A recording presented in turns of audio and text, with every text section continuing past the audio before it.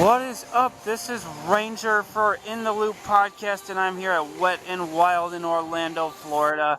It's the last season. This park is closing at the end of 2016, so hopefully this review will be somewhat of a time capsule that people will watch down the road to see what this place was like before it closed. I'm not going to be able to ride the rides before I do the walkthrough today. I'm a little bit short on time. But we'll walk around and we'll show you what they've got at this very innovative water park. First up is the Flyer and Mach 5. They are on this large tower here. Mach 5 is a mat racer. It looks pretty good. We've got some twists and turns up here, and then the Flyer is a multi-person raft ride.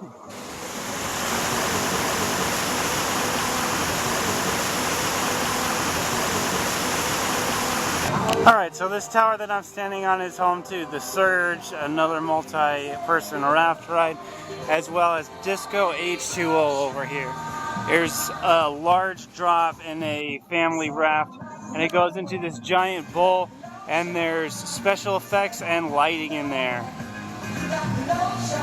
So in the back corner is the Black Hole, the Next Generation. This is a two-person tube slide that goes through this twisted mess of track right here. Lots of twists and turns, it's all in the dark, and there's some special effects too. Wetn WIld's mat racer slide is the Aqua Drag Racer, not to be confused with Dragster H2O at Cedar Point's water park, which is getting its name changed if I can remember correctly. But we've got these twists at the top and then this pretty good size drop. And it's only 4 lanes as opposed to 6, but it should be pretty well on par with most of the other mat racer slides out there. I do like that they have electronic timing at the end of it though. Very nice. So in this corner of the park we have Brainwash and Der Stuka. Brainwash is a tornado slide. It's a little bit longer than the basic model, and it's got more special effects and lighting inside of it. Now, I mentioned earlier that Wetn WIld is an innovative water park, and the history of this park is actually quite fascinating.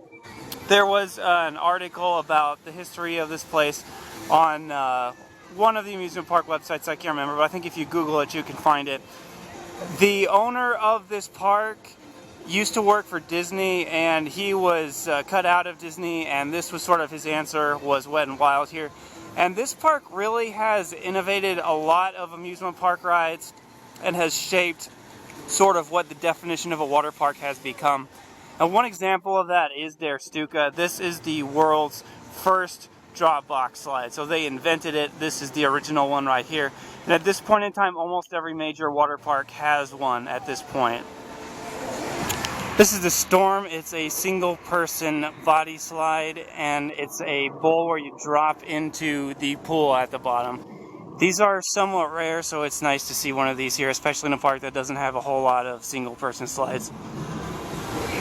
The Lazy River here is a short one compared with the other ones at the other water parks in Orlando. But overall, there's quite a bit of high-quality slides here. The management and now Universal has done a great job of making sure they have the latest and greatest slides here. So it's kind of a surprise that they're closing this place. My guess is that some type of high dollar attraction is going to be used for this land. You don't just throw a park like this away unless you've got something really, really big coming down the pipeline. So I look forward to whatever Universal's got in store for this site. That's going to do it for our review today of Wetn WIld. Thank you very much for watching. This is Ranger for In the Loop, signing off.